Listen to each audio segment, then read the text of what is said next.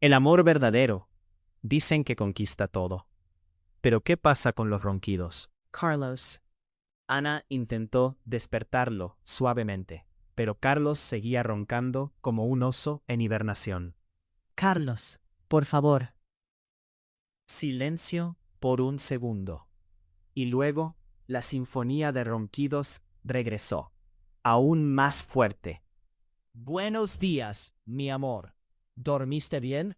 Como un bebé, Carlos. Como un bebé al lado de una motosierra. ¿Motosierra? ¿Qué quieres decir? Carlos parecía genuinamente confundido. Ana suspiró, decidiendo tomar un camino diferente. Olvídalo. ¿Quieres café? Sí, por favor. Gracias, cariño.